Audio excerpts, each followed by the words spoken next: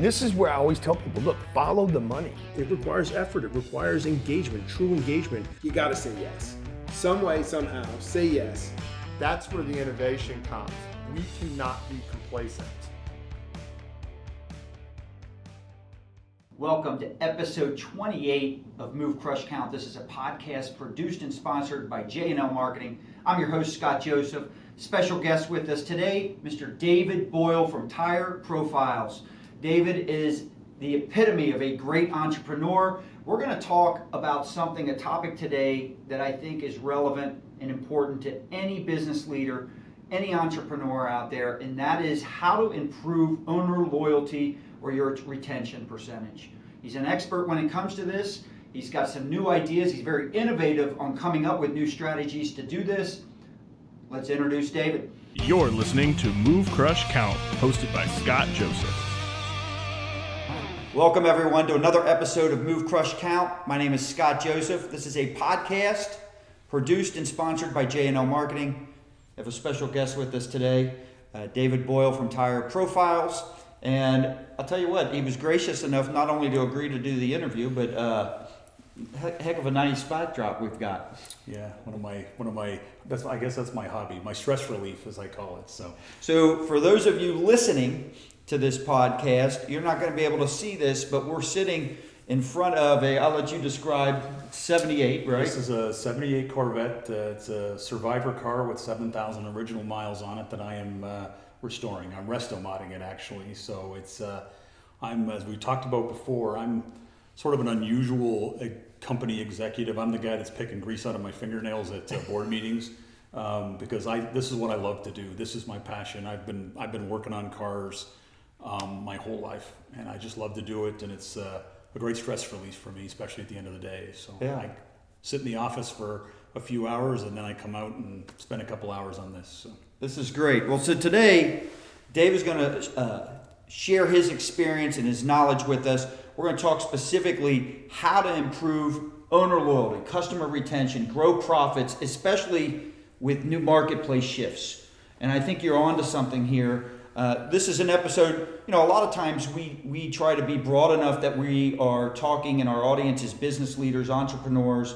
This is going to be a little more auto-focused, but what I want the audience of the non-automotive audience, the business leaders out there, is all of us, regardless of vertical, are seeing a lot of marketplace shifts right now. So what can you take from this interview and apply it to your own business application? So I think it can help everyone, but clearly on the fixed ops side, and if you're a dealer, a general manager, anything involved with fixed ops, this is definitely an episode for you. So if you don't mind, we'll just jump right in. Let's go for it. All right. So why don't you start off, just kind of give us your background, your experience. Why in the heck should we be listening to you? Well, I'll give you my background. Why you should listen to me, you can make that judgment on your own. But I've been in this business 30 years. I got asked this question recently on another interview that I did. I was asked how I got started. I got started in this business purely by accident. I didn't intend to, be a fixed operations expert. I didn't intend to run software technology companies. But I've always been a car guy, as evidenced by what's sitting behind us here. But my first chosen profession when I got out of college was I spent the better part of 8 years as a professional race car driver. Actually, I spent the first part of my adult life in motorsports. I've been around it. Started racing go-karts and then evolved into full-size cars. Where'd you get your training for that?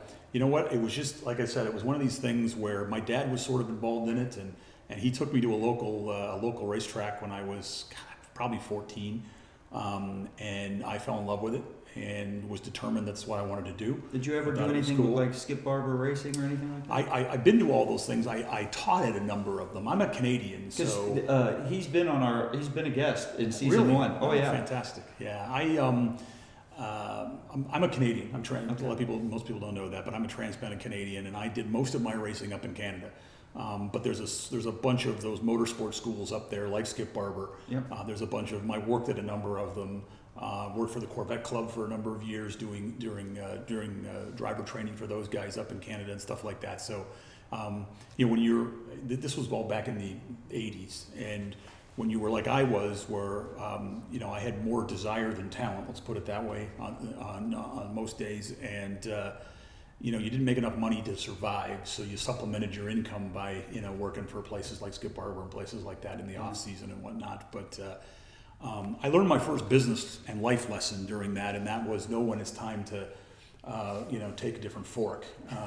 And I quickly realized in my mid-20s that I was never going to make a really good living at this. I was having a lot of fun, and I won a few races here and there. But so this is in your mid-20s? Yeah, right. But there was a bunch of guys that were doing it that were a lot better than me. And I learned something else at that time, and that was I was a lot better, early on in my teens, and I didn't grow up with family money. I'm not like a Jeff Gordon that had, family money that funded his racing career. My dad was a 8 to 5 working guy, and we lived very modestly, and I didn't have a lot of family money. So when I got into the upper ranks of motorsports, when it started costing a lot of money, I quickly realized that I needed to go get somebody else to pay for it because I didn't have any money. That's why they all have sponsors. Well, it does, and I quickly realized that I was a lot better at getting sponsors to give me money than I was actually at wheeling the car. Yeah.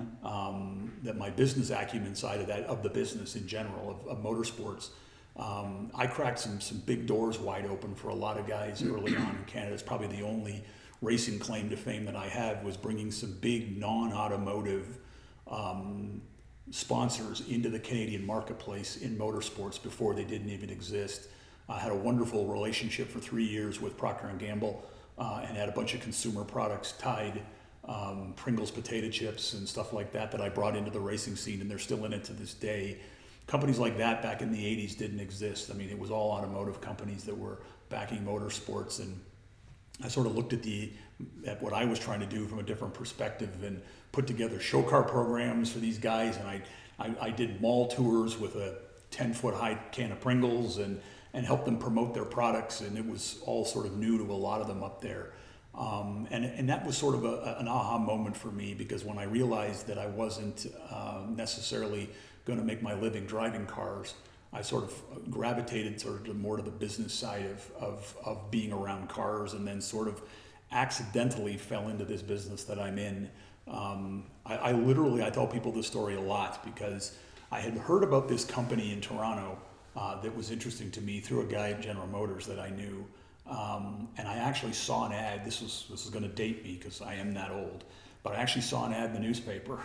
Back in the day, we used to look at newspapers for employment, and I saw an ad in the newspaper for this company, and the company was called NewGen, and they were one of the first CRM products in the industry, one of the first scheduling products in the industry, and they were looking for a trainer, and I thought I can do this, Little did I know, I didn't know anything about car I was just going to ask, you had no experience doing it? None. But I can sell, and I could sell myself more than anything, which is what I was doing when I was getting my racing sponsorship, as I was selling me. Yeah. So I went in for this job interview, and I sold me. I basically said, look, I can do this, and I did a bit of reading and research on what the business was. I remember the little funny anecdotal story. One of the first dealerships I was in, I went there, I was supposed to be there for a visit, and I was going to be there all day and do some consulting and training. And I came back, and the guy that I was reporting to at the time, his name was Ken, and he asked me how my day went. And I said, great, but I said, I got a big problem. And he goes, what's that? I got like 7 or 8 acronyms here. I have no idea what any of them mean. And I remember laughing about it years later because, this industry is wrought with acronyms, as you know. Yes. And for an outside person coming in, it can sound like a different language. Yes. And I had no clue. This guy kept referring to something called a spiff. I didn't even know what a spiff was. At J&L, we have an actual document for onboarding new people. We have one too. That literally goes, it's like 3 pages long. Yeah, we have one too. All the industry buzzwords and acronyms, and we've got one too in our HR department. And but I was a quick study. I learned fast, and I got really, really lucky actually. And it's funny. Both he and I, Les Silver was the CEO of that company. I know you know Les, and he and I were presenting on something different recently, and we were back to back on this presentation, and he said his outro, my intro, he said that if I'm being honest, he taught me everything I know, And he's probably right. He probably did. I didn't know anything when I started. Yeah. And he's certainly a guru in this business. And I am probably, you know. We need to get him on the show. You do. Yeah. He's got a wealth of knowledge, and you know, he's probably, if he's the guru, I'm guru number 2 from his lineage, I guess, from that perspective. But he took a chance on me. He would probably say the reverse. You know, yeah. I mean, I think that Not privately, publicly. Yeah, probably. You know, at some point, I'd like to think at some point, you know, the student always surpasses the teacher, and I don't know whether I have, but I certainly owe a lot to him in terms of what I've accomplished in my career. But I worked for him for over 20 years. This is the first business endeavor, actually Tire Profiles is the first business endeavor that I've been involved in that it wasn't with him in some capacity. And it's the first one on my own, essentially, where I'm running my own company. So this has been a learning experience too. You know, I've always been sort of a number 2. But it's going well. It is, yeah. No, business is good. I mean, we've got the right message, I think, you know, for the time. Because it's certainly an interesting time right now. It is an interesting time. You know, we just interviewed a good friend of yours, John Traver. Yep. All right. And what's interesting about that interview, we talked a little about the timing of products, services, businesses, right? And while you can have the greatest ideas and this and that, if the timing's off, he brought up an example. You know, Steve Jobs invented the iPhone in '85. It would have been irrelevant, right? Because there was no internet. It's amazing, and I've had the good fortune, I think, because they the old saying, you learn from your mistakes. I've had the good fortune with myself and along with Les of having 2 real life examples of that. You know, when I started at NewGen, the primary core business that we had back then was a technician scheduling platform, and it was fabulous. I mean, it worked. We scheduled the technicians down to the minute, and everything worked fantastic. Well, then along comes, you know, the early 90s, mid 90s, and the bottom falls out of the industry. Yep. And all of a sudden, dealerships don't have a problem with, I got to make my technicians more efficient. They had a problem with, I got to find more work. Yep. And here we are with a product that is designed to get more work done, make your technicians more efficient. And dealers are saying, look, I'm sending technicians home early. I don't have an efficiency problem. I've got a work problem. That's where they rely on me. Right. Well, we pivoted. You know, to our credit, to Les's credit, we pivoted and we launched NewGen CRM product, which was the first. You know, we were doing booklets back in the day, the service reminder booklets and whatnot. And if anybody that owned a GM product back in the 90s, you got one of those booklets in your glove box. They came from us. You know, we invented that whole process, and that a lot of people copied and did that. And then the same thing happened actually at MPI, which was the last company I was involved in with Les. You know, when that company started, once again, we had a tool that was designed to help the technicians fix the cars better. It was a repair assist tool. That never went anywhere because, again, we sort of missed the market just a little bit. You know, again, it was, you know, there was that period where there was a lot of work again, and the cars were getting more difficult. And what year to is fix. this? This would have been Roughly? 2004, okay. 2003, 2004 Okay. timeframe. This was, you know, we cars were starting to get more complicated, harder to fix. We had this idea that, you know, we've got this advanced guidance system that could sort of help the technician, lead him through a guided diagnostic process, and it was fabulous, and it should have been a hit, and it was a massive flop. But out of most flops comes, you know, something great, like they always say. And I remember sitting in Les's kitchen in San Diego, and we were thinking, okay, well, I was the guy tasked with trying to sell this repair guidance system, and nobody was buying it because, again, everybody I talked to said, look, this is great, but I need more work. Right. You know, my stalls are empty. Yep. And that's when we came up with this idea of digitizing the paper-based multi-point inspection. Right. And, you know, the rest is history. I mean, that company went on to do some pretty interesting things in the digital inspection space. What came to you? So first off, when did you start Tire Profiles? So I didn't start it. I joined the company. The founder of the company is my business partner, a good friend of mine now, is a gentleman named Roger Tracy, and he had actually started the company, and He admittedly, I think, would admit that he was struggling a little bit in the early days. Roger's not a car guy. Roger's actually a railway guy. He spent most of his career in the railway industry, and he and some partners through a company called ImageMap had built a tool to measure the wheel on a train car and the track and the whole cost savings initiative. And these products are still used today around the world. Very expensive, multi-million-dollar platforms. And when Roger, left that company, ImageMap, he had this idea of if we can measure a train wheel, we should be able to measure a car tire. Yeah. That ended up being a lot more difficult than he thought. And the biggest challenge that I think, admittedly, he would say that he had was he didn't understand the market. And for the people who are listening, when you say measure a tire for the purpose of? Depth, Yep. wear, alignment need, Yep. Replacement, obviously, that kind of stuff. I don't want, in case there are people out there getting confused, Sure, thinking, is sure. it a 20-inch tire versus Yeah, 20? no, good point. Roger and I sort of had a chance meeting through a colleague at the time, and it was So, and you're going there. So where I'm interested on this is, all right, so now you're talking to him and you're hearing this. What starts clicking in your head? Well, that's where I was going. So Yeah. the click actually started before that. So I told this story a bunch of times. One of the things that was sort of the catalyst for me of why I wanted to get involved with Roger in this project, ironically, I had this idea that I wanted to do something in tires even before Roger and I met. Because one of the last things I did before I left MPI was I had one of our business analysts do a big data research project for me. And one of the things I was looking at was what are the things that technicians are recommending and finding on cars when they do a multi-point inspection? Because I had this theory that as we were evolving and as cars were getting better made and whatnot, that there was going to be less and less things, legitimately needed things, that they would find on a vehicle inspection. And I wanted to see if I could get some data around that and try to validate that in some sense. And not only did I validate it, but it scared the crap out of me when I looked at the numbers.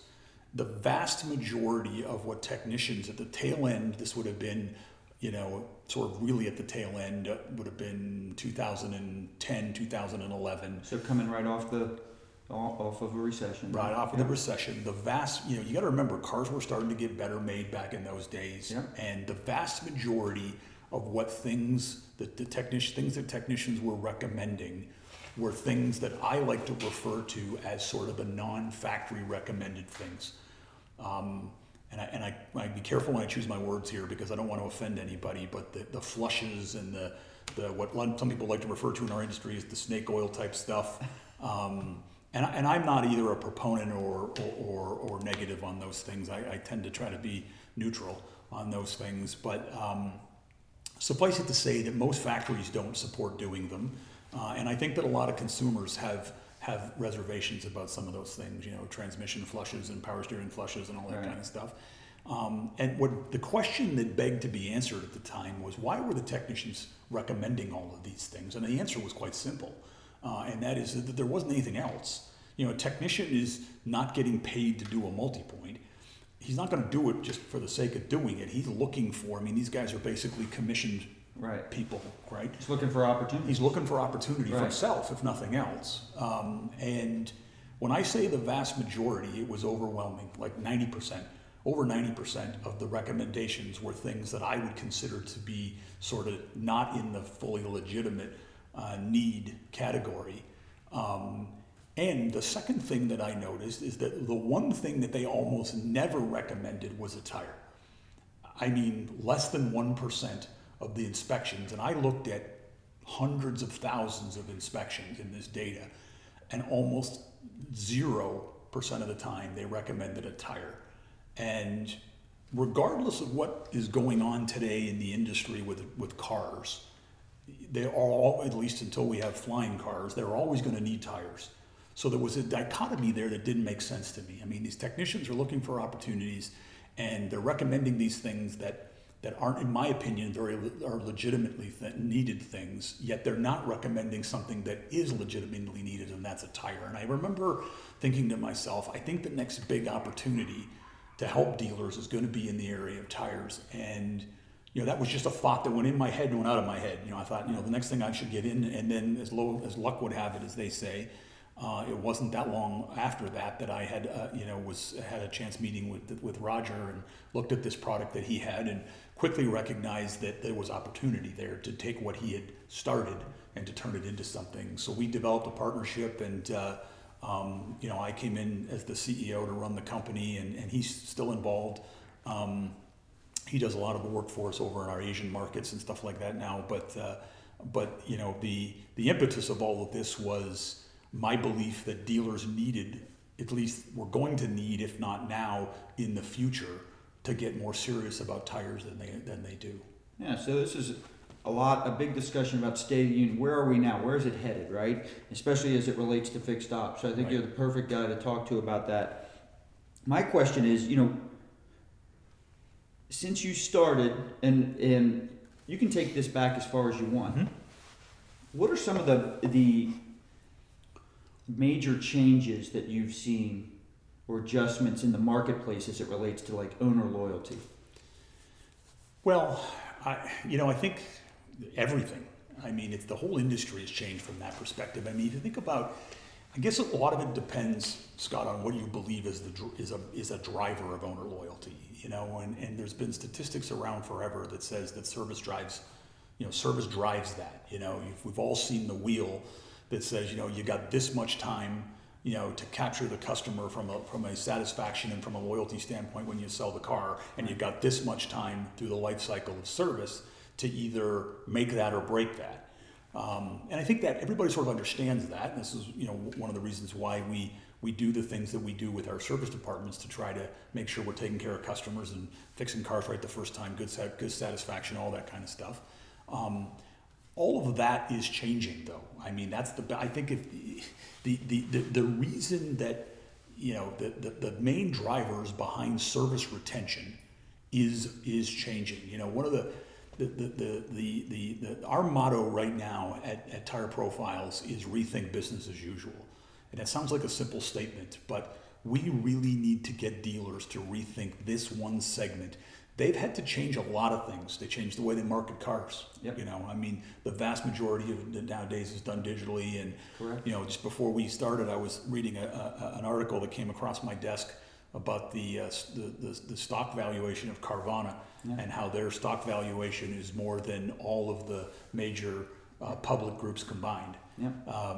That's an interesting thing, right? Yeah. Think about that. And they're not making any money. And the interesting thing about Carvana is, this is my opinion, and I think it's going to tie into some things we might talk about a little bit later on this interview, and that is everything that they do, as soon as the dealers wake up to, some of the successful things that they're doing, the dealers have a very big advantage over Carvana in a lot of ways, and it just, all it's going to do is require a tweak here and there. Huge. Yeah. Huge. The biggest thing, if you were to ask me what's the one thing that Carvana has done that the dealers have yet to do, and I know this is a bit of a buzzword, but if you really dig into what it means, this notion of frictionless retail Correct. is something that they get, and dealers don't yet get. Correct. When they do, They have one foot in, one foot out right when now. they do, and when they wake up, Correct. then Carvana is in trouble, quite frankly, I think, because I don't think they can compete with the footprint that the dealers have and the local knowledge and all that stuff that I think is still important. Yeah. I agree. Here's the thing I'm trying to scream from the mountaintops in all of this is that whenever somebody gets together from an industry perspective, and you and I are doing it today, and we talk about what dealers need to do in order to, as an example, improve their frictionless retail and to shore up their businesses, we always default to talking about the thing that everybody wants to talk about, and that is selling cars. Yeah. And I want people to stop talking about selling cars for a little bit and start talking about their service departments, because the same type that's of what stuff. you sell to. Well, but it's more than that, though, Scott, because the same type of things are required there. We have got to make the whole experience more frictionless in the service department. We've got to do things differently. We've got to empower the consumer different. I'm one of the people, by the way, that believes that this multi-point inspection process needs to go away. Yeah. I think that the fact that if it wasn't for dealers, the industry, if it wasn't for the industry creating this word of upsell, it wouldn't exist. And now it's in Webster's. And consumers know what it is. So we were at a restaurant last night. Sydney was there. She's behind the camera. And literally I pulled up auto repair near me. Yeah. The topic came up and I was trying to find a specific company. Auto repair, and I didn't want to type in because I couldn't remember the name of the company. And so auto repair near me. I went 6 pages in and did not see one dealer. Yeah, no, you won't. They don't market well that way. And so going back to your original question of what's changed and what's from an owner loyalty and a retention standpoint, it's everything and it's nothing. It's the same thing it's always been. It's it's figuring out a way to keep our customers coming back for service. Is what's at the catalyst. What are some of the subtle changes that you've seen that have made that more challenging over the years? Well, I think the biggest challenge is, well, first of all, let me address this. A lot of the things that needed to be done, dealers have already done. People hear me talk sometimes and they think, what, Dave's always beating on the dealers. I am not anti-dealer. I love car dealers. I've been in this business for 30 years. I, in fact, am one of these guys that thinks that we do things we don't need to do. We chase CSI like our lives depended on it, and I get the importance of it. We've got to fix cars right. We've got to take care of our customers. We've got to have good environments. All of those things are sort of the necessary to be in this business. And for the most part, I think the lion's share of dealers do a really good job in that area. We brought this up on an interview or two, maybe the last couple interviews, where the customer experience, the satisfaction scores, the focus that dealers will have in terms of satisfying and making customers happy, enjoy the process, has never been better. And we, quite frankly, are chasing. But the loyalty has remained the same or gotten worse. Well, but I believe there's a reason for that. One of the key drivers of loyalty, again, depending on how you measure loyalty, if you measure loyalty as that next vehicle purchase, okay, one of the key drivers to that is the ultimate defection that happens in our service departments. The single biggest threat to sort of business sustainability that these guys have is customer defection. And if you think about the cost of it, we not only have customers that we sell a car to, they start to service the car, and then at some point they leave us for service and they take off into the aftermarket. So let's put that aside for a second because we've got to figure out why. But the downstream effects of that are, not only do we lose all that potential service work, and by the way, when we lose it is when the car gets a little bit older, when that service work is more lucrative for us, right. We lose it. But the bigger impact on that is that we either lose the customer completely from a loyalty and retention standpoint, or we have to spend twice as much money, which may be a good thing for J&L, I don't know, but we have to spend twice as much money to try to reacquire that customer. It's never good when I have to ask the dealer for more money. I hear that. My job's take the same money and find more traffic, right? They spend all this money getting you, okay, as a customer, and they sell you, and then they start servicing you, and then we lose them at some point, and then we have to spend that amount of money or more all over again to get them to come back. And I tell dealers this all the time: take 10% of your advertising budget, take 5% of your new car advertising budget, and put it towards a couple of strategic things in your service department, and the ROI you'll get on that spend will be 50 times what it is you're getting on front-end advertising. Well, you know Sandy Cerami. Sure. All right, so he likes to say, for every dollar we bring in service, it's worth six times what we bring in on the front. For sure. So the question is, why do you think the focus is so much on the new? Well, I think on selling new cars, or just on the front end, I should say. Well, it's what dealers do, right? I mean, it's it's what car dealers like to do.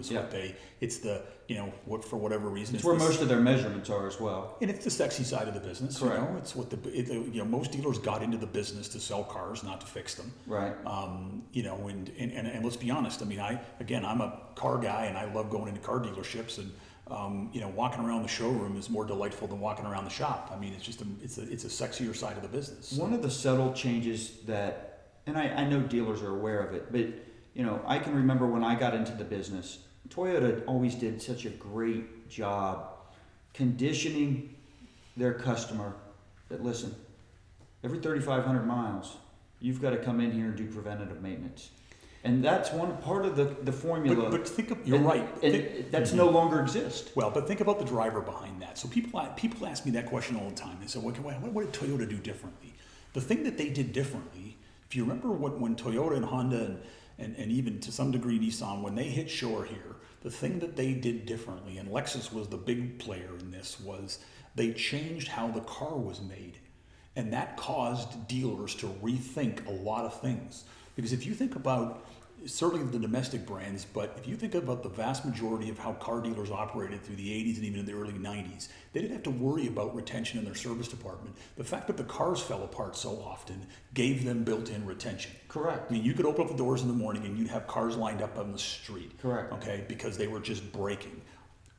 The likes of Toyota changed that with their vehicle quality. And what they had to do, what they realized early on was, if we make the car better and we can convince the consumer that in order to maintain that quality, you've got to do some scheduled maintenance things, that cycle is going to keep them coming back in, which is going to drive my loyalty, going to drive that return, that repeat sale of a vehicle. If we don't do that, we're in trouble. And they realize that if I don't have these sort of automatic built-in service visits for warranty, we've got to do something else. Well, there's only 3 ways to grow a business.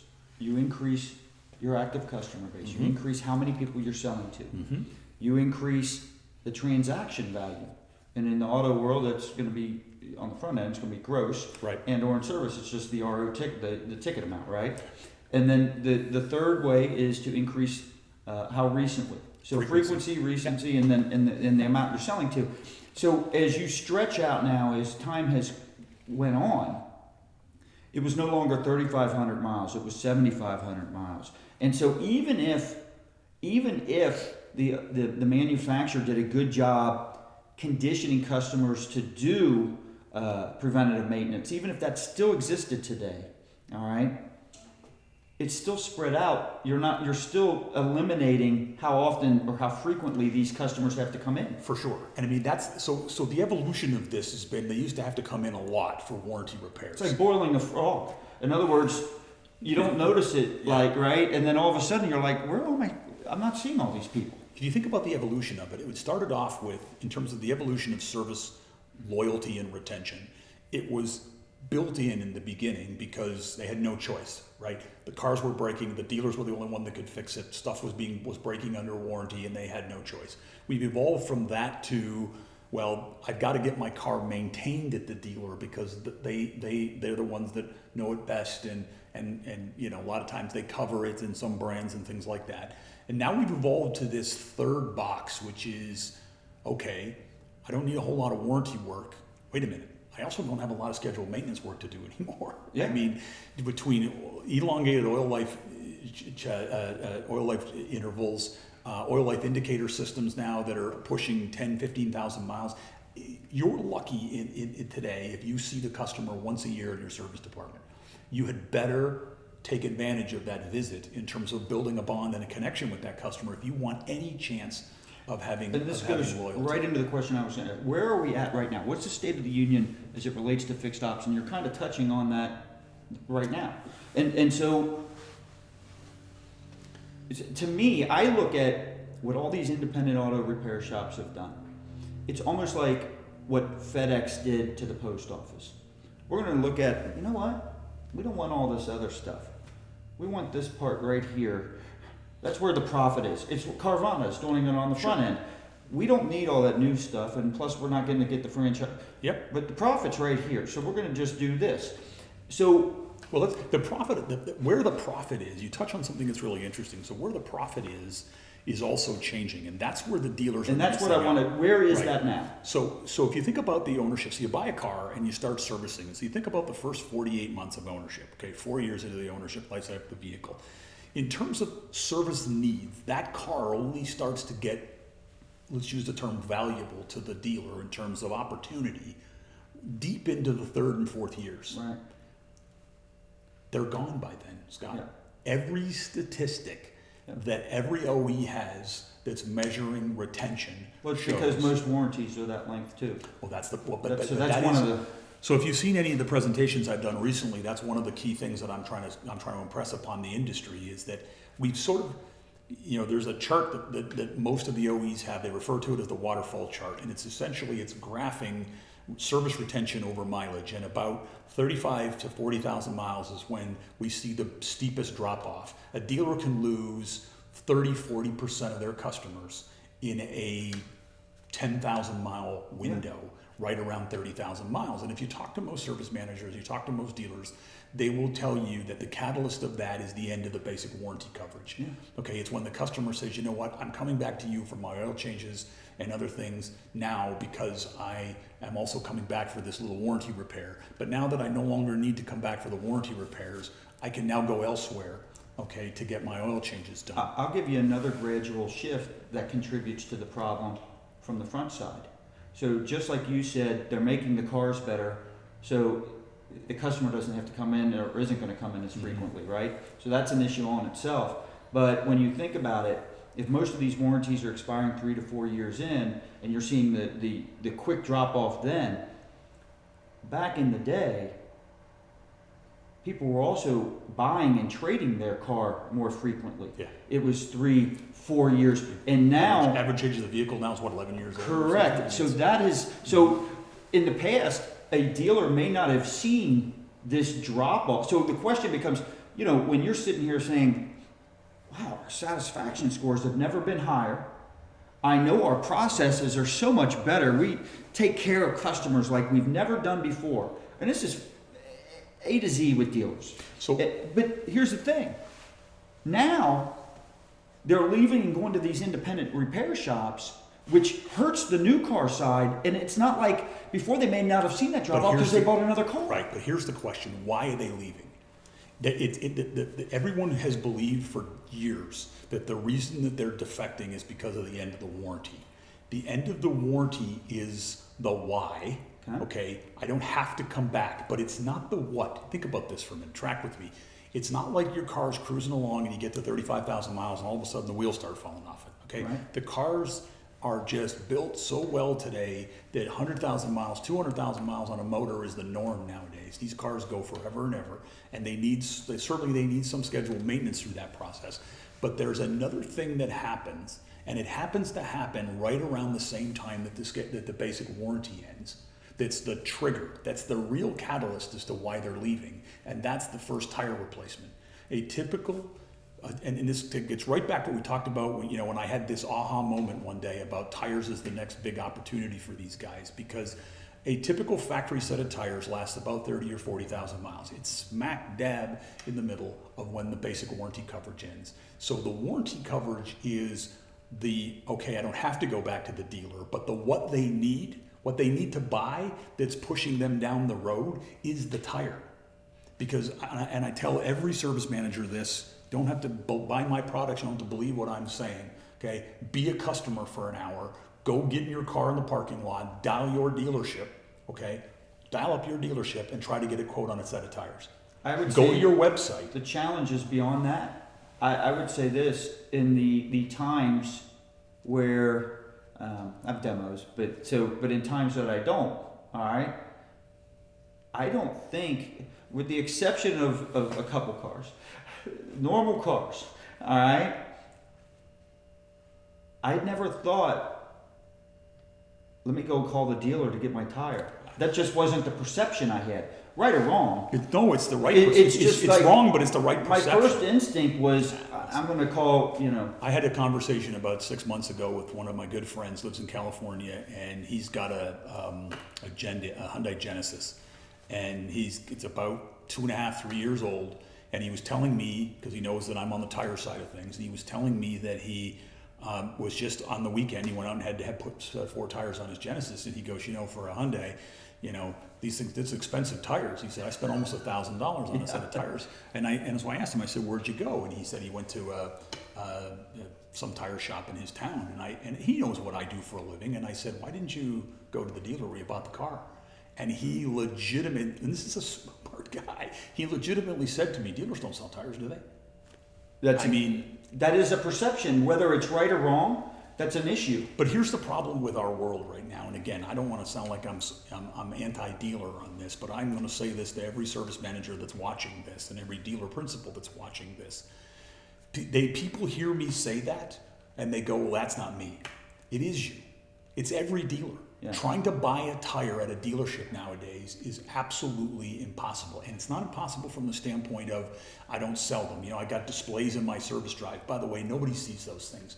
Okay, those tires that you got on the rack in your service drive are white noise. Okay, Yeah. They don't see them. It doesn't mean anything to them.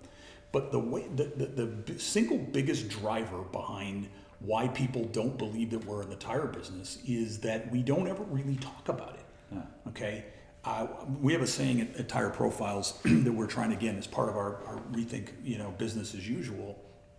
We have a saying that we call "sell the green," and you need to be starting to sell that first set of tires from the very first service visit. Well, and this was going to be my question. What are the big challenges that dealers, specifically in the fixed ops, what are the big challenges they're facing right now? With tires. Well, I mean, we can go there because, first off, I think better to ask, before we ask that question, what are the most profitable areas in fixed ops? Well, I mean, that's, boy, how long's the podcast? Let's stay away from the obvious big ticket customer pay stuff. But even that's changing, Scott. I mean, the biggest challenge that I believe that dealers have, and just when it looks like this is starting to come true, some manufacturer has some massive recall, and dealers are like, oh my God, look at all this money I'm making. Yeah. But we're not smart enough to realize that that's going to end in about 6 months. Yeah. The biggest single challenge that I think every dealer is facing is, fast forward 10 years from now, what are you going to be doing in your service department? Yeah. List them, because oil changes are going to be falling off a cliff. Carbon graphite. For the people that aren't in auto, why is that? Because they just don't. The car doesn't need them as often. Correct. The new BMWs now are 10,000-12,000 miles service intervals. So again, once a year, Right. you're going to need an oil change. And yeah, it's a nice piece of business. It's a synthetic oil change. It's, in some cases, it can be as high as $100. But again, we're used to seeing customers 3-4 times a year. Right. We're now seeing them once a year. So the opportunity is reduced. BMW and Mercedes consider a customer inactive not until they reach 18 months. Yeah. The bigger issue, though, is a lot of this other stuff that we've relied on, even the brake work and stuff like that. The carbon ceramic brake pads that are out there now and whatnot are lasting way longer than they did in the past. Listen, the OEMs are doing what they should do, and that is they're not just looking at the cost of the vehicle, but they're looking at cost of ownership. And that includes, what does it cost me to maintain the vehicle?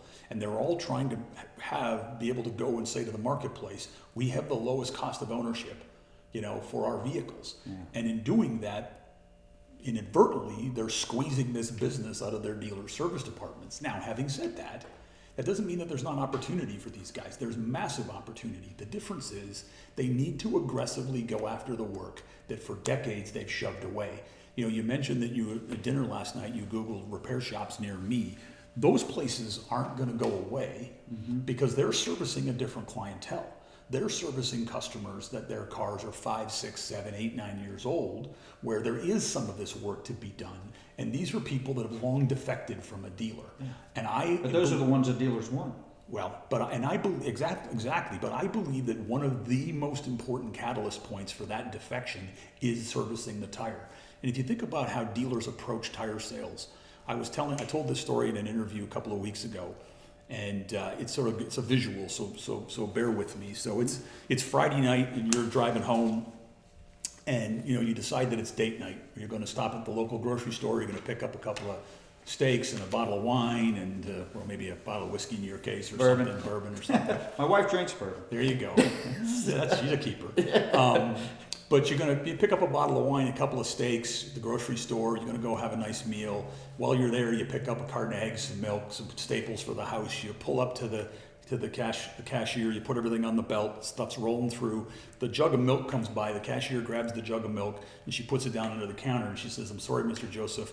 We just decided today that we don't sell milk anymore here. We don't make any money on milk. It's sort of a loss leader for us, and we don't make a whole lot of money. So we decided that we're just not going to do it. We're happy to sell you the steak. We're happy to sell you the wine. Make lots of money on those things. But there's a convenience store across the street. Yeah. you need to go over there for your milk. That's what it's like to buy tires at a car dealership. And most service managers have their head in the sand when they think that that's not the case. We price ourselves out of the market. We make it too difficult for the customer to try to make a decision. Pricing ourselves out of the market is probably the biggest issue that we have. Dealers, and it's driven by parts managers' pay plans for the most part. See, I think it goes a step further than that. I think the biggest issue is I think I just put my, going by my own stuff here. Put your dealer hat on for a second. I just feel like most customers, the perception is that's not where I buy a tire. Well, but And that's, so if they never reach out, so what I like, what you're talking about when you're saying sell to the green, it's a way to try and counter that. In other words, we're going to start talking tires before you even think you need them, because when that day comes, I need you to know that my store sells tires. you need to talk tires from day one. You need to be able to position yourself as their tire advocate. And when they do need tires, you need to price them in such a way that you're not twice the price of Yeah, I could do all that right in the beginning, but if I'm Okay. priced wrong, Exactly. then it's not going to You're matter going to later. lose them on the backside anyway. Correct. And that's what we do in this business. The whole thing needs to be rethought. The whole process needs to be rethought. And it starts with some, in my opinion, obviously, selfishly, shameless plug here. It starts with some technology like what we offer our customers. But the single biggest message that I can convey in this is it starts with, the old saying, the fish rots from the head down. This starts with the dealer, because there are processes and things that need to change, fundamental things that need to change in a dealership in order for us to really be successful at tires. And it starts with the guy at the top. It starts with the guy whose name is on the side of the building. He has to demand that we're going to make this part of our brands. Like you said, we're going to let our market know that we are your tire shop. Yeah. I can tell you at the OEM level, there must be looking at, they have access to good data as well. And your data must align with theirs. And the reason I say that, we do a lot of work tier 1, tier 2 level as it comes to fixed ops with these various OEMs. And they all want to push tires. It's all about, for because the they OEs, understand the loyalty They do. impact. They do. They understand it better than the dealers do right Yeah. now. The OEs, they're a step ahead of this. They see the downstream effect of not selling the tire, both from a service retention and service revenue standpoint. Again, we do a lot of things in the first couple of years to take care of our customers. We do things for free. We pick up and deliver. We discount oil changes. We do a lot of things. And I talk to a service manager and say, well, I'm doing all of that, Dave, try to retain that customer, okay? Because the lucrative stuff's going to come, okay? Yeah. And I say to these guys, so you're betting on the come that's not coming. Because it isn't coming, because the data shows that if you don't sell them the tire, which is what they need at 35,000 miles, they're going to take that's their first foray into the aftermarket, and they're going to go over there and they're going to find, hey, you know what, I can get my oil changes done here, I can get my brakes done here, and maybe it is a bit more convenient because I don't need to leave my car all day and have an appointment and all that kind And of I'll stuff. tell you from a marketing side, you will never retain customers. There's two types of customers in terms of the lost customers, right? You've got the ones that have defected and lost, they're gone. Now you can get some back. But then there's also the ones that I consider at risk. They got a foot out the door. Maybe they've already done one visit outside because it was, in your case, tires or something like that they did, right? Mm-hmm. It's the first time they've left the dealership world to do something else. Right. All right, so they got a foot out the door now. Those are a little bit easier to win back or keep than obviously the ones trying to win back someone that's already full gone. My whole thing is, the mistake I see from a marketing side is they continue to market with the same offers, and all they do is change the price. And these are the same offers that customers typically have ignored when they decided to leave. In other words, hey, sure. Here's my oil change offer. Yep. Here's my service reminder offers, right? Yep. And I'm sending these. Well, you've been sending those, and they left, and then you continue to send them. And if it's an intelligent type thing, it's hopefully changing the offer a little bit and making it more appealing financially. But those people it's still not moving the needle on loyalty. So you can't win back people doing the same approach that they ignored when they left. Absolutely. And if you think about the marketing as well, it's not only what the marketing messaging is, which you're right, you're spot on. It needs to be changed. It needs to be more targeted. Typical OEM tire marketing campaigns are to send out quarterly mailers, buy 3, get 1 free. We all know what quarterly mailers do, right? 92% of them go in the trash because the customer doesn't have the need. We do direct mail. I know, but it's, We do more digital. But you do more targeted, right? Yeah, we do more digital. Okay, but you also do more targeted, right? A targeted direct mail campaign, if you can send something to the customer when you know they have a likelihood of a need, which is the beauty of oil changes, right? We used to know when they had the need, so we could market to them when we knew that they had the need based on their mileage. If these dealers knew what they could do on the back end with digital marketing, and we do this as well, and that's the majority of our work, but in terms of, first off, just being able, the challenge with mail is you send out the postcard, you don't know your results till the end of the month. Well, with digital, I can tweet that every day. I'm going to tell you where I think the biggest marketing opportunity for dealers is when it comes to tires. We tend to think about our tire opportunity only as the customers that are coming through our front door. Correct. Okay, so the customers that are there that day that are coming into the service department, do those people need tires, and can I sell them something today? And that's wonderful, okay? And we've got tools that help our dealers do that. But there's a bigger opportunity, and that is all those customers that are floating around out there that need tires. Correct. Tires are, the old saying, death and taxes, right? Tires are inevitable. I tell people this all the time. When was the last time you saw a customer driving down the road on their rims? It doesn't happen. They can put off an oil change forever if they want. They cannot put off tires forever. They are inevitable. They'll eventually get to where there's no tread and they won't hold air and they'll blow out. Okay, so they have to get them done. The question I tell dealers is, are they getting them done with you, or are they getting them done with somewhere else? And one of the things that we've added to our technology suite, one of the new things that we've added is something we call the predictive wear indicator. We, for the first time in the industry, have developed some software with some AI formulas in it that allow us to predict, based on the car and a bunch of other variables, mileage driven, tire depth measurements and whatnot, when that customer's likely going to need to have those tires replaced. I'm going to throw some statistics out for you. A good-sized dealer that's doing 100 hours a day, okay, has 6 or 7 cars a day where there's a legitimate opportunity to sell a tire. There is, on any given day, an average dealer has 500 or 600 customers every day, okay, that are floating around out there that may have not been back in for a while, that according to the metrics that we've got in our system now is saying that guy probably needs tires. The biggest opportunity from a marketing perspective that dealers have is to message to that customer. Because if we don't, they're going to go to the place that has the word tire in the name. Correct. So they're going to drive down the street and they're going to say discount tire, Les Schwab tire, and go, oh, tires, I need tires, I'm going to go there. Yeah. Dealers don't have tires in their name. Correct. We've already talked about that. We have to have the ability for the dealers to put a targeted message in front of that customer when we know their tires are right before they wear out, right before it's time for replacement. If dealers understood the size of that opportunity, it literally is tens of thousands of customers a year that are floating around out there that need and it goes tires. Beyond tires. Well, it's all the other work you get with it. Correct. But the thing that I love about this is, I mean, you can buy lists, you can buy databases, you can go after oil changes. Yet still, you don't ever really know if there's the need. Tires are inevitable. We know they have the need and they are going to get them done somewhere. Right. We have to put dealers in the position to be able to steer them back towards dealers.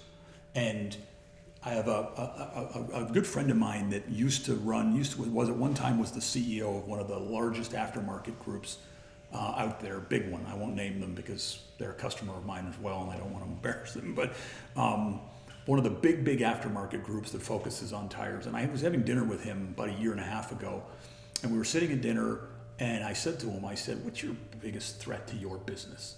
And he didn't even hesitate over his next sip of wine. He said, the dealers. And I was shocked when he said this, because here I am going around telling everybody that the dealers just aren't in this business, and they're not. You know it. You're a dealer. You know that. I mean, they're just not in this business the way they should be. And he Didn't skip a beat. He didn't say it was other competitors. He didn't say it was the market. He didn't say it was the economy. He said it was the dealers. And of course, I had to ask him why. I said, well, why is that? And he said, well, the dealers haven't woken up yet. When they do, they'll be able to outspend us. They've got better facilities than we do. Yeah. If the dealers ever really decide that they want to corner the tire market, we're gone. We're out of business, he said. We're out of business. Because they'll get all the brake work that goes with it. They'll get all the other stuff that we're relying on the fact that the customer doesn't want to go to the dealer for tires or doesn't think they need to go to the dealer for tires. So they're coming to us to get tires, and then we're getting the brake jobs, we're getting the suspension work, we're getting the alignment work. And he said eventually dealers are going to need work so bad, the pain is going to get to a level where they have to change. And when they do change, we will be in trouble. This is part of what I'm talking about. We need to be marketing to those customers the way the aftermarket does. The aftermarket goes after the customers that way. Well, when you're in the business, you're a Firestone or whatever, and that's all you do, Right. right? You You're have going to to have a market. marketing budget, right? You And have it's going to to be market. about this, and we do this and this and this. You have to market to them. Correct. They don't sell cars. They don't have customers coming in for warranty repairs. They don't Correct. open their doors in the morning and they got cars coming in just for the heck of it. Correct. Okay, if they have to manufacture their business. Yeah. All right. And then one of the ways they do it is this way. And the thing that he said that I found most compelling is he said the dealers will be able to outspend us. And if they're able to outspend us from a marketing standpoint, from a satisfaction standpoint, even from possibly a pricing and a discounting standpoint. How about just from the fact that there's been so much training at the dealership level, just from a customer experience standpoint, they really have a leg up in that area if they want to. It's a much better play. I mean, somebody said to me the other day that it's all about convenience. I wish that was the case. If it was all about convenience, it'd be easier to fix, quite frankly. It isn't. Not selling tires has got nothing to do with convenience. We've done the research, not our research. We paid a third party to do some research for us about a year and a half ago, and they interviewed thousands of consumers that had recently bought tires, and convenience ranks fairly low on the list, actually. Prices is, as you can imagine, is up there when pretty high. convenience starts to come up? When everything on the price starts, there's not such variances in the price. There's truth to that. So then it becomes, all right, why should I buy from you? Well, I'll tell you why, because I'll get you in and out of here in an hour. The difference is, listen, is any auto repair convenient? No. Right.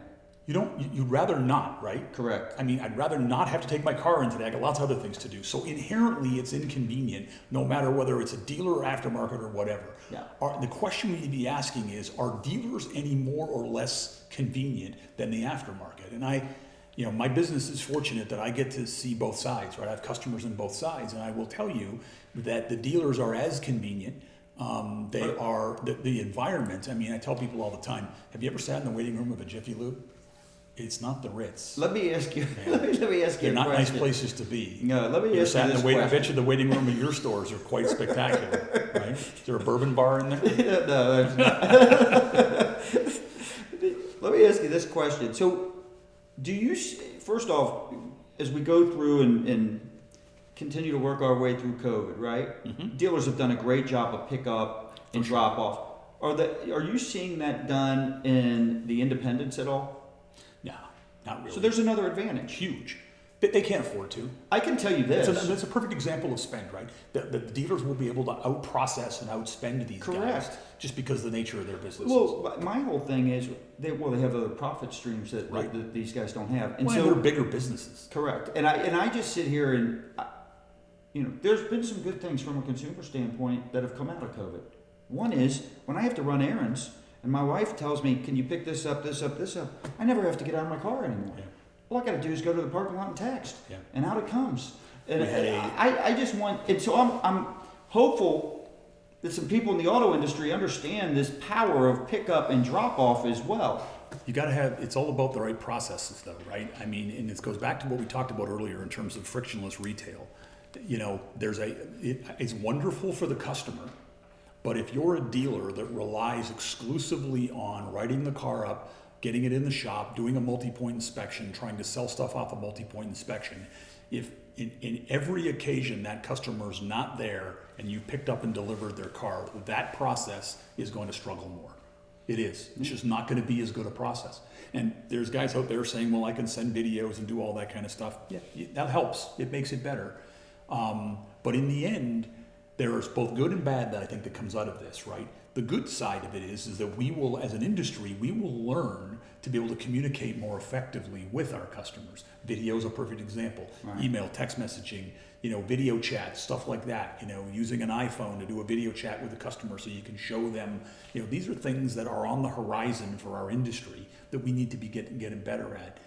Another shameless plug a little bit here. I love telling this story because this is truly, in my opinion, frictionless retail. I was visiting last week one of our customers here in Dallas, an Infinity dealer, and I happened to walk into the drive and I talked to one of the service advisors there, the lady that's there, and she's a good advisor. I don't think she's our top advisor, but she's one of their good advisors. And she saw me, she knows who I am, obviously they got our products, and she came over to me and she said, I got to tell you about something that happened to me yesterday. She said, we're doing exclusive pickup and delivery now. We're picking up all of our customers' cars still, and it's going great. And she said, I love the fact and the more they do it, the better they'll get at it. Right, but she said, I love the fact that it takes some of the pressure off of us on the drive, because we can go get the car and then we can write it up at our leisure, and kind of it just takes the whole pressure off this process. And I said, so how does it impact in your walk around? And she goes, well, it's great. I'm glad you asked, because she said, I had a customer come in the other day and we drove it over, our equipment, with our traction product, and they drove the car over. We measured the tires. Our latest product is completely frictionless and seamless to the consumer. We send a text message to the consumer with a full report on their car. It's got everything in there. In this particular case, she put the quote in there. It had everything that went in, got to this consumer. And the way the story played out was that, we went and picked up the car, we drove it over the machine, the porter did. 20 minutes later, half an hour later, is when she got to the write-up, and she realized, based on looking at her version of our report, that the car needed 4 tires and alignment. It was a full-size SUV. It was going to be over $1,200. So she got her estimate together and made sure all her numbers were right. She picked up the phone and she called the customer. And before she can get a word out, the customer said, I know why you're calling. You're calling to tell me I need tires, right? And she goes, yeah. She goes, yeah, no, I got your text message about a half an hour ago. And she said, I've been looking at this, and I watched a couple of the videos. And she goes, so, is this? I guess I need 4, right? And she goes, yeah, they're not safe. And she said, well, how much is it going to cost with you guys? And she gave her a quote, and I'm going to give her credit because they've done their work done. They were competitive. That customer was on Tire Rack or Walmart or someone where I was looking up those tires, okay, before she called the customer. That's a perfect example of a frictionless experience, okay, because we're not going to force it on the customer. We gave an opportunity for the customer to see for themselves what they needed, give them some time to let it soak, let it penetrate. I call it the tenderizing phase. We let it sink in so that when the advisor starts to have that conversation, the customer's already got themselves over the hump emotionally. I got to spend some money. They've already be able to see what it's going to cost them, and more importantly, they probably shopped you on price. And in this particular case, the customer even told them that. They said when she gave her quote of $1,200, she goes, that's a little bit more than some of the other prices I got. And the advisor's like, oh no, I'm going to lose this deal. And she said, but not a lot more. She said, so go ahead and do it. Yeah, because that's where the convenience comes in. Exactly, right. And so the advisor caught me and she says, I got to tell you, I've never had a sale so easy in my career. Yeah. And she said, when she said that she'd shopped us, I was worried. Well, but she said we weren't, and again, this gets back to the pricing aspect of it. You don't have to match their price. You don't have to, these programs that the factories want to do, these, meter beat pricing things, you don't have to do that. You have to be competitive, but you don't have to be the same price as Walmart. You've also done some good marketing there. And what I mean by that is this. I agree with you that if I'm buying tires, right?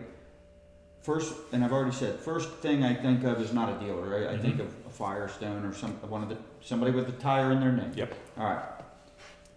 So I'm going to probably do similar research that I would do, because that is expensive. Mm-hmm. All right. It's one of those things that it's a necessary evil. You're like, all right, time to get tires, right?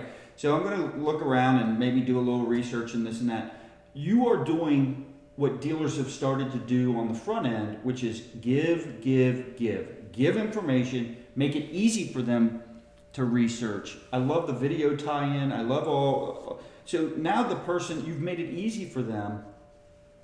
So when that call comes, the customer's better prepared to give an answer. I love that. It is all about education. It's about transparency. It's letting the customer feel like they're in more control of the process. Correct. And then when they get to see the price, again, I tell people all the time, you're just being completely naive if you think that they're not going to shop you around on a $1,200 ticket on something that they know full well. Lots of people do it. You know, they may not shop you around on a transmission repair, but they're going to shop you on tires 100% of the time. And again, I can't stress this enough. You don't have to be the same price as Walmart, okay? Because the perception, the consumers aren't dumb. They know that the dealers have a higher overhead. They know dealers have a nicer coffee bar. I was watching another event this morning, and I was watching the grand opening of Ed Bozarth's new store down in Florida, and my Lord, the inside of this place. I mean, it's spectacular. I mean, the coffee bar and everything, and it's all fantastic. And listen, Ed Roberts does a great job there. He does. He's a great guy. Yeah. So, the reality is that people are not dumb. They realize that comes at a cost. But here's the thing.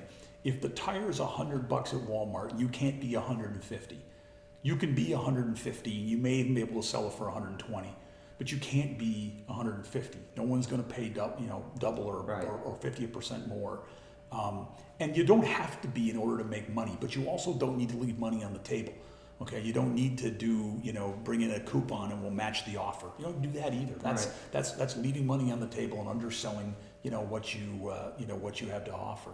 And this is the biggest opportunity I think the dealers need to. And again, this is why I stress upon this earlier.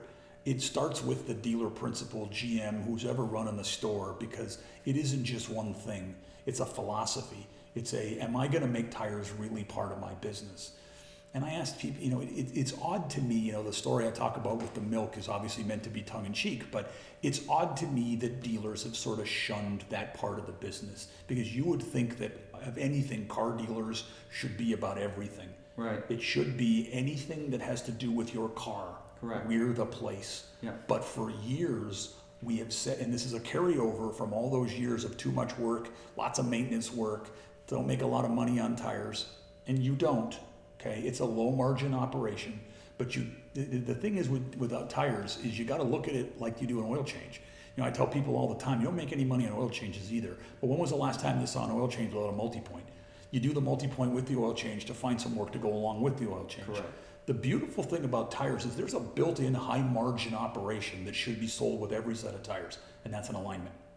You should never put a tire on a customer's car without putting an alignment, whether it needs it or not. It's preventative.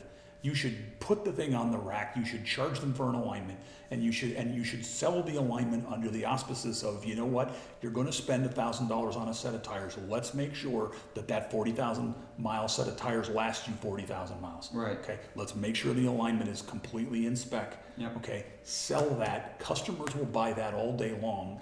You bundle those two items together. The high margin alignment operation with the low margin tire operation, when you blend those two together, you've got a really decent margin opportunity, which is the same thing we do with oil changes. Yeah. Oil changes have become a loss leader. Tires don't need to be a full loss leader because you can make money on them. But when you bundle them together with the other stuff, they're big money makers for dealers. It's interesting, as I see more and more dealers convinced in going all in on selling online. And it doesn't necessarily mean they went start to finish and it shows up in their driveway. However, definitely on the way they merchandise with digital retailing tools and things such as that, COVID proved that they could sell over the phone. When those conversations, it no longer became, when can you come in, when can you come in, when can you come in. As that happens, it means less and less people have to physically see that car, especially on the new side. It might be different on the used, but especially, even Carvana is proving it. On the used car, it's not necessary. For sure. But on the new side, definitely, I don't need to see the new Honda Accord. I know it's going to be great, right? I know what it's going to feel like. I know what it's going to do. I'm looking at pictures online. All that says to me, I don't need the same level of inventory that I once had. And by the way, the inventory shortage, as dealers continue to sell a lot of cars and make more money, is proving that they don't need the same levels of inventory that they once When had. you don't have 50 of the same color to sell, you hold it, you get all the gross, right? Well, here's the other thing. As this is happening, right? I also don't need the same size showroom that I once had, regardless of my volume. And so what I see in 5 to 10 years, I see a flip. Yeah. Because, and so that's where I want you to take us into the future. As it relates to fixed ops profit, the overall dealership, the fixed ops, its profit and its owner loyalty, what do you see happening? I did a presentation back in the early 2000s, back when I worked for Les Silver, back at MPI, and I did a presentation. I forget who the audience was at the time. It may have been a 20 group. I did a presentation, and I showed a picture of a mock-up dealership where instead of the showroom being out at the street, the service department was out at the street, and the showroom was in the back. Whether that physically happens or whether that psychologically happens, that's where this industry is headed. Yeah. We don't need big showrooms, like you said. A lot of that's going to become virtual. And we need to do a better job of marketing. Well, you saw what Mercedes just... Yes, Yep. yeah. We need to do a better job of marketing our service departments. And it starts with all the things that we talked about from a marketing standpoint. But I do think we're going to see a day where, you could see new dealer builds where the service department's at the front and possibly tire on the sign, like the guys. But I think that, as in general, as we evolve in this business, the next 20 years, this has been an industry. If there's one thing that's been constant in this industry, it's change, right? It's been changing constantly for the 30 years I've been in. I think the next 20 years, we're going to see change the likes that we've never seen before. Why? I think that What's there's a bunch of driving that? drivers behind it. I think that technology is going to be a major player in this. I think we've only scratched the surface in terms of technology. I think that's the first thing that's going to scratch the surface, that's going to change it. The second thing is the vehicle itself. As this thing evolves to more electric vehicles, autonomous vehicles, all that kind of stuff, we're already seeing over-the-air updates in terms of repairs and stuff like that, taking a bite into stuff that we used to do in our business. That is also now going to continue to affect the dealer service side of the business, which is going to put an even greater emphasis on the wear items like brakes, tires, wiper blades, and things like that they have traditionally let go to the convenience store across the street, if you know what I mean. Mm-hmm. But I think the biggest, so those are, it's a three-legged stool in this. The third leg of this stool is the consumers themselves. It's going to create the biggest change. If you think of where our consumers are today and what the consumer is going to look like, the main car buying consumer is going to look like in the next 20, 30 years, 20 years. I've got 2 college-age kids that are both getting ready to graduate, and this is the generation.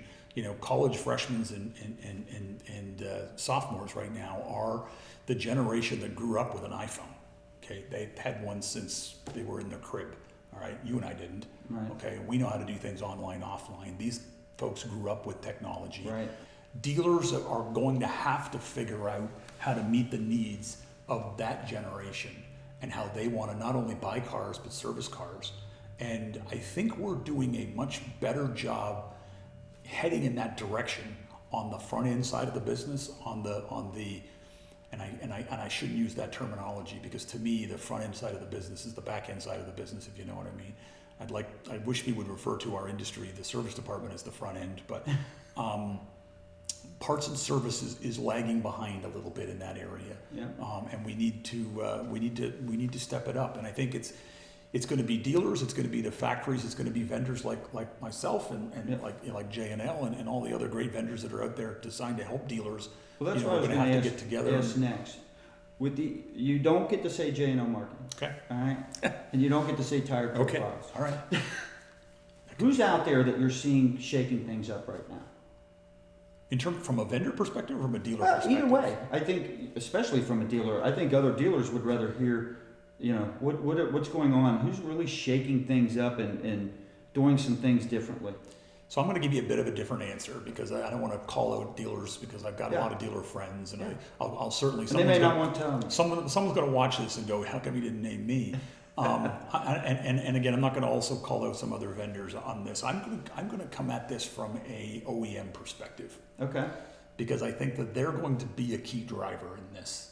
I think that, everybody's talking about the fact that, Elon Musk is going to change the way cars are sold and the factories are going to sell them direct. That's not going to happen in my lifetime. Okay, I don't think it's ever going to happen, to be honest with you. And I think that the OEMs that truly look to partner with their dealerships to create a different experience is going to be the ones that ultimately are going to come out of this far ahead on all aspects of it. And there are several OEs, and I'm probably putting myself at risk here by naming a few. Honda is always been a more progressive thinking dealer, as you know, and they are, I think, thinking about things and doing some things that are definitely, out of the box. Let's put it that way. We're privy to some of them. BMW, to some degree, Mercedes in a big way. Mercedes changing the way they're going to be servicing vehicles moving forward. Everything. I mean, with mobile service and Mercedes is doing some things, quite frankly, and they can because of their footprint, and it's a little easier for them to do. But in terms of mobile service and just the way that they are helping their dealers set up to be successful, is I think, that's some of the shining stars right now, I think, is some of the OEs. And then conversely, there's some OEs out there that are still stuck in the old, cars, customers, and complaints and warranty issues, and they're not just really thinking about the business, and that's unfortunate. You bring up the younger generation that may be not as familiar with doing things offline as, say, you and I. As cars move towards self-driving, as they become simpler in terms of the repairs they're going to need because there are going to be less moving parts and they go electric, right? Mm-hmm. Do you think there's going to be a shift in part of the thing I think that makes the auto business extremely unique? It might be similar to, some type of gym shoe, an athletic shoe, right? You've got your preference, you've got your brand, and then certain styles you like. We're sitting here in front of this car. Yep. They don't make them like this anymore. That's my 10, 20 years when all of a sudden, because in the end, the car business is about getting you and I from point A to point B. And does the switch to all right, who can just get me there the most convenient and fastest? This is why I believe, so there's a lot of people out there that believe that millennial out there is not going to care. It's transportation. And that there is a part of that.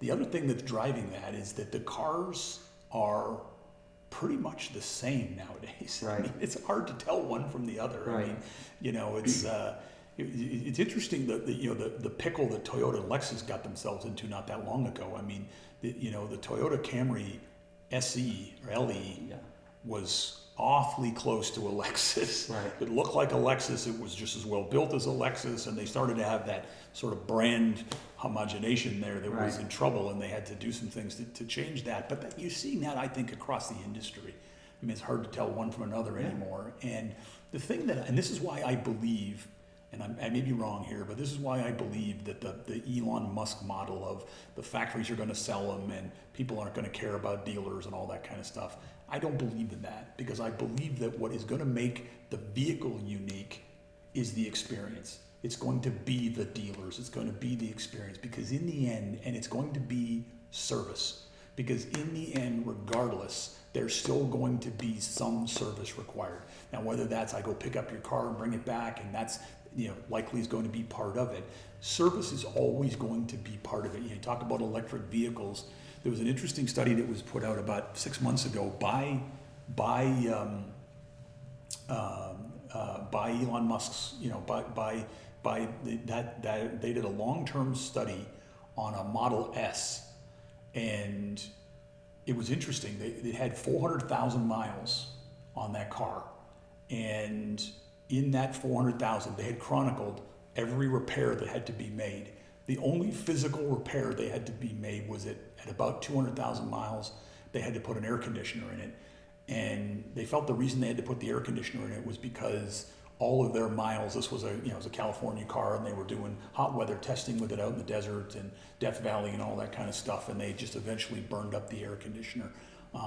But that was the only repair that they had to make. In that 400,000 miles, they put 7 sets of tires on it. 7. Those cars are heavy. Those batteries are heavy. And it's a well-known fact that those cars chew up tires.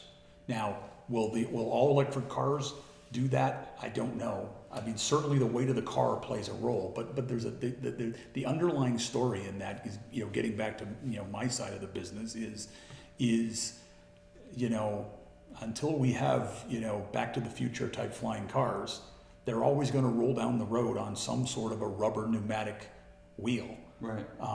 That's likely going to Is wear there a out. thread there? A different tire, a different... I mean, I think listen, the tire manufacturers as well are trying to make them last longer. Right. But there's a trade-off there between, Performance. Yeah, and compound and ride, and if they get too hard and stiff and last too long, the cars don't ride well and whatnot. If you ask me what the biggest threat to my business is, No one wants to ride down the road on a big wheel tire. they don't. The biggest threat to my business and what I do, quite frankly, and we do more than, as you know, we do more than just measure the tires. Right. We have our selling platform and all that stuff too. But in terms of measuring the tire that we do with our external products, the biggest threat to my business is somebody developing, much like we did with TPMS sensors, developing something that's going to be either on the car, in the tire, that measures the tire on the fly. Yeah. And that type of technology is out there. In fact, we're looking at it. Yeah. Because it's what we do. It's part of our business as well to evolve. But that's a long way away. It's expensive. Well, that would be something you'd be selling directly to the OEM, I would assume. Yeah. Yeah. It's expensive though. I mean, the technology. Listen, technology comes down in price and things get smaller and cheaper and all that kind of stuff. But it's a much bigger issue with tires than you have than we have with the tire pressure sensors, because it's there are tens of thousands of different tire brands out there. Right. and sizes and brands and whatnot, and getting factory fitment and then OE fitment on something that's going to be inside the tire is a very, very long-term proposition. We're probably talking 30, 40 years before something like that happens. But ultimately that will happen, and the car will self-diagnose itself for everything, including the tire, and it will, if it's autonomously driven, it will drive itself to the Right. dealer, hopefully, and set its own appointment and get its tires put on. But I'm not 100% sure that you and I are going to be around to see when it gets to that point. We might. I probably will. We Maybe. could be sitting on the stoop drinking some really good bourbon. All right. Is there anything I have not asked you about the State of the Union specific to fixed ops? I don't think so. I mean, I think We covered a lot. we've covered a lot of ground. Yeah. I just, I love the fact, I mean, a lot of people know you, obviously know you through J&O marketing, but also people that know you well know you're also a dealer. And I just love the fact that you do this. And I love the fact that you are a dealer that not only cares about selling cars, but cares about the service side of your business as well. I wish more dealers did, to be honest with you. Too many dealers still give the service side of the business lip service. And I wish more dealers would finally, the switch would flip and they would say, you know what? My future is in my service department, and I got to do something to be prepared for. It's the easiest. As a dealer, we want new business. We want conquest business, right? We want to. It's the easiest way to bring in conquest traffic. Yeah. It is. It's. And that doesn't imply it's easy.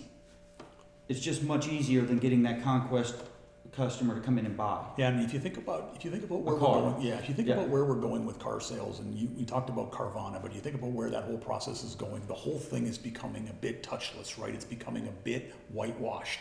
Okay, they're going to find the car online. Like you said, road testing. I bought a new Cadillac not that long ago, and I went to pick it up. I talked to the dealer. I told him what I wanted. They ordered. I went to pick it up, and the sales guy came out and says, "Here's the key. You want to take it for a road test?" And I go, it runs right? You drove it? He goes, yeah. He goes, you don't want to road test it? And I go, no. No. I said, it's a CTSV. It's fast, right? It gets bad gas mileage. Yeah, I know the car. I don't need to road test it. Yeah. And I think a lot of people don't anymore. And there's some that do. Obviously, they want to kick the tires and smell the new car smell. But that's changing. And I think that Last nice car I bought, I did it 100% online. It took me about a month because I wanted to build it out the right way, and I just ordered. I never drove it. I didn't do anything. I think we're heading in that direction, and the repercussions of that are that the human touch points of the whole process are going to become less and less. And the human touch points are really the areas of the business where we get to shine, where we get to really connect with the person, where we get to show the wonderful things that the dealers have built their brands around. On the sales side, on the front end side of the business, those things are starting to go away, and they're going to go away even more rapidly because of COVID. Like you said, dealers have realized, you know what? Everybody's been talking about the fact that this is coming, and now I've sort of had to accelerate it. And you know what? It works. I can do it, and I can do it with less people. Right. I can have less people in my dealership, and I can sell just as many cars.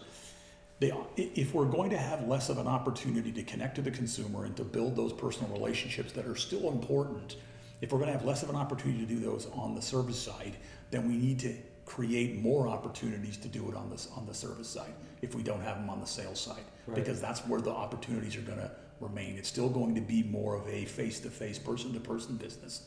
Even if we are picking up and delivering, it's still going to be more human interaction on that side of the business. And that's really the opportunity that the dealer has left to shine, to build their brand, expose their brand, and to create the loyalty that they need in order to get them to come back and buy the next car. Again, so that, to me, that's the biggest reason why dealers should start to actually care more than they do about their service departments. So much opportunity. It is the future of their business. Correct. I agree. Yep. David, Super. Great interview. Thanks, bud. All Appreciate right. you. Thank you, Move Crush Count Nation, for tuning in for another great episode. Outstanding content. I want you to check out tireprofiles.com. Exactly. All right, so if you want more information about what Dave does, it's all right there. Go and subscribe to move.crush.count.com, and you can follow us and subscribe to our YouTube channel. Follow us on Instagram, Facebook. Join our Facebook and LinkedIn groups. Follow us on Twitter. I am Scott Joseph. I'm your host. I'll see you on the next episode.